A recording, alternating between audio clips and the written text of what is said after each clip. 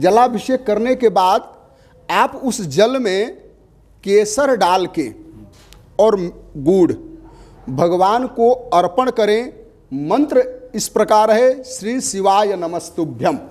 इस मंत्र से आप 11 बार बोलते हुए और आप इनको अर्पण करें तो रोजी रोटी तो 2 दिन में नहीं शुरू होगी, या प्रभु की चमत्कारी हो सकती है तो वो 1 ही दिन में शुरू हो जाएगा, लेकिन आपको रोजी रोटी मिलेगी ऐसा निश्चित है। बोलो शंकर दानी की जय, बोलो उमा भवानी की जय, बोलो शंकर दानी की जय, बोलो उमा भवानी की जय, बोलो शंकर दानी की जय, बोलो उमा भवानी की जय, बोलो शंकर दानी की जय, बोलो उमा भवानी की जय।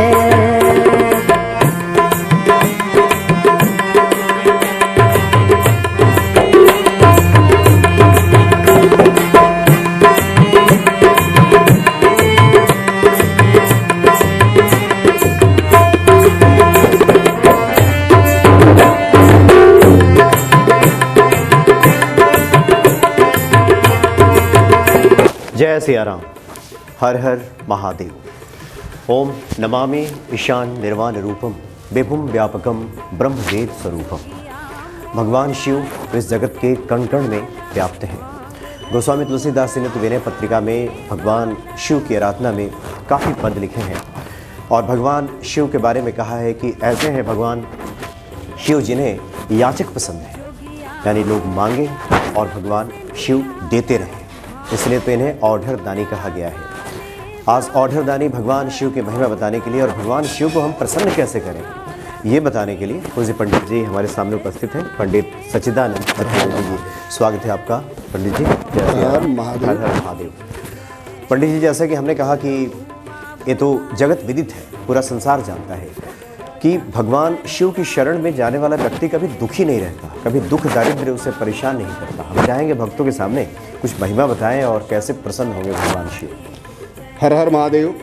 जैसा कि आप जानते हैं, महादेव की भक्ति, महादेव की शक्ति, इसके बारे में, इनके दिव्य प्रकाश के बारे में आप लोगों को बताने की बहुत ज़रूरत नहीं है, लेकिन उस नियम और संयम धर्म की बताने की ज़रूरत है कि क्या महादेव की भक्ति हम कर रहे हैं तो किसके लिए कौन सी भक्ति, किसके लिए कौन सा उपाय करना चाहिए। आज मैं यह वीडियो के माध्यम से आप सभी तक पहुंचाऊंगा जी। आज हमारे बड़े ज्ञानी, अनुभवी और भगवान में आस्था रखने वाले मनोज जी हमारे साथ हैं। हम सभी का दोनों का सौभाग्य है, हम दोनों के बीच में भगवान शंकर विराजमान हैं, जो यह चांदीश्वर भगवान के नाम से, महादेव के नाम से जाने जाते हैं। जो भी भगवान भोले को नियम से रोज 1 लोटा जल अर्पित करता है, देखिए ऐसा नहीं है कि भगवान की भक्ति करने वालों को कष्ट नहीं मिलता है, कष्ट मिलता है, लेकिन शरीर के जितने विकार हैं ना वो निकल जाते हैं और निकलने के बाद भगवान की खूब कृपा होती है। जो भगवान शिव के ऊपर जलाभिषेक करके, और भगवान शिव को ध्यान रखिएगा, भगवान शिव को जो भी अर्पण करें आप, वो उनको साबुत बहुत पसंद है। साबुत मतलब बोला कि जैसे चावल भी हो तो साबुत होना चाहिए, टूटा नहीं होना चाहिए। बिलपत्र हो तो वह खंडित नहीं होना चाहिए। फल भी आप साबुत चढ़ाया करें, खंडित नहीं होना चाहिए। ये भगवान शिव को बहुत पसंद है। तो यदि आप भगवान को जलाभिषेक करते हैं, जलाभिषेक करके पुष्पाभिषेक करते हैं, उसके ऊपर बिलपत्र जो चढ़ाते हैं ना, बिलपत्र तीनों लोकों में व्याप्त है। इसकी महिमा जितना गाई जाए उतना ही कम है।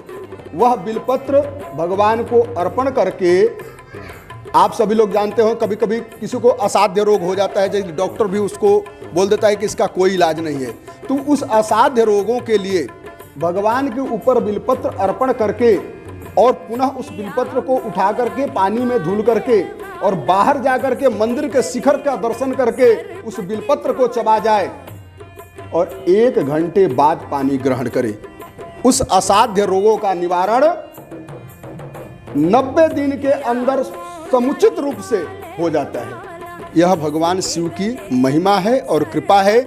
जो भी शिव का भक्ति करते हैं, जो भी शिव का अर्चन करते हैं, पूजन करते हैं, उनके ऊपर भगवान महादेव की कृपा बनती रहती है, बरसती रहती है। जी जी पंडित जी, जैसा कि शुरू में हमने गोस्वामी जी का जिक्र किया, विनय पत्रिका में तो उन्होंने कहा है कि शास्त्र कहते हैं, धर्मशास्त्र कहता है कि ईश्वर से मांगना नहीं चाहिए, लेकिन जो दुखी है, जो दीन अवस्था में है, अपना दुख कहे बिना रहा भी नहीं जाता। तो भगवान शिव तो ऐसे हैं जिनके सामने अपना दुख प्रकट कीजिए तो स्वयं तुरंत उस दुख को हर लेते हैं। बहुत सारे लोगों के सामने बहुत सारी कठिनाइयाँ हैं, परेशानियाँ हैं। सबसे बड़ी जो कठिनाई आजकल के समय में है, रोजी रोजगार को लेकर के है, आर्थिक समस्या को लेकर के। इसके बारे में कुछ स्मरण आपके आ रहा हो क्या? बहुत सुंदर, बहुत सुंदर इन्होंने प्रश्न किया कि आज के डेट में जो सबसे बड़ी समस्या है रोजी रोजगार की है, दूसरी समस्या है पारिवारिक कलह, तीसरी समस्या है रोग। लेकिन मेरे हिसाब से रोजी रोटी और शरीर को स्वस्थ रहना ये बहुत ज़रूरी है। तो रोजी रोटी के लिए क्या करें, किस विधि से पूजन करें, भोलेनाथ का किस विधि से पूजन करें? तो उसको पूजन करने की यह विधि है कि आप जलाभिषेक तो करते ही हैं। जलाभिषेक करने के बाद आप उस जल में केसर डाल के और गुड़ भगवान को अर्पण करें। मंत्र इस प्रकार है, श्री शिवाय नमस्तुभ्यम। इस मंत्र से आप 11 बार बोलते हुए और आप इनको अर्पण करें तो रोजी रोटी तो 2 दिन में नहीं शुरू होगी, या प्रभु की चमत्कारी हो सकती है तो वो 1 ही दिन में शुरू हो जाएगा, लेकिन आपको रोजी रोटी मिलेगी ऐसा निश्चित है।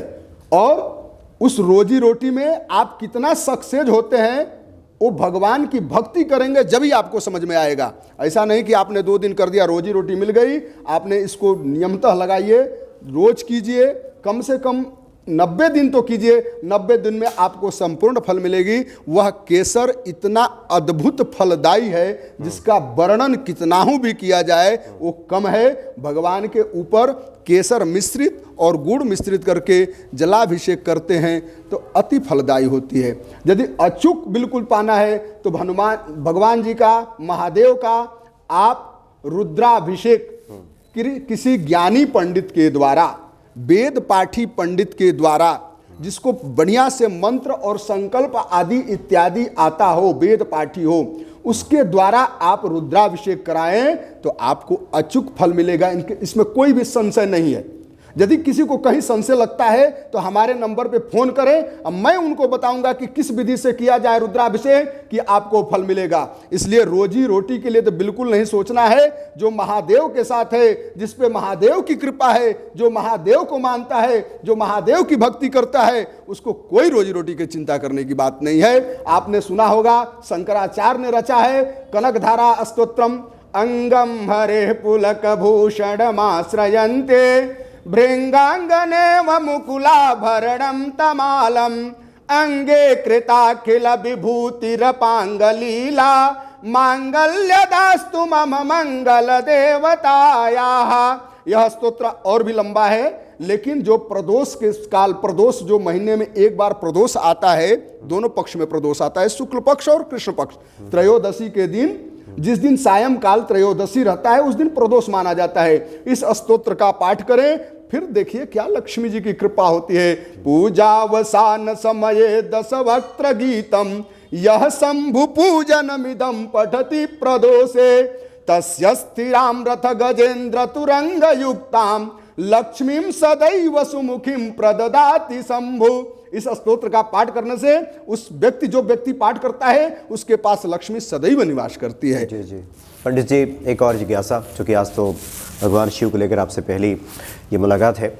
आमतौर पे कुछ जिज्ञासाएं भक्तों की रहती है कि शिवलिंग पे जो अर्पित किया जाता है, जो भी फल सामग्री, मिष्ठान वगैरह, क्या उसे भक्तों को ग्रहण नहीं करना चाहिए जो शिवलिंग पे अर्पित कर दिया जाता है, या वो किसके लिए होता है प्रसाद? पहले तो ऐसा है, जो शिवलिंग है वो महादेव की एक रूप के नाम से स्थापित हैं। शिवलिंग के प्रसाद चढ़ाया हुआ ऐसा बताया गया है शिव पुराण आदि इत्यादि में भी कि सिर्फ और सिर्फ सन्यासियों को ग्रहण करना चाहिए। लेकिन विष्णु का स्मरण करके विष्णु का ध्यान करके, विष्णु का चिंतन करके, विष्णु को अर्पण करके वह फल प्रसाद खाया जाए, वह फल प्रसाद लिया जाए तो सर्व फलदायी होता है। यह ऐसा शास्त्रों में भी बताया गया है। ठीक है, शिवलिंग का चढ़ा हुआ प्रसाद सन्यासी, मंदिर के मठ, महंत, पुजारी को ग्रहण करना चाहिए। लेकिन ये बताइए, क्विंटल की क्विंटल महंत पुजारी के पास वो प्रसाद हो तो क्या करें प्रसाद? तो वह भक्तों में भी जाना चाहिए, इसलिए विष्णु का स्मरण करते हुए वह प्रसाद ले लेना चाहिए। चलिए, बहुत बहुत धन्यवाद आपका पंडित जी। बहुत बहुत धन्यवाद मनोज जी। हर हर महादेव। जय सिया राम।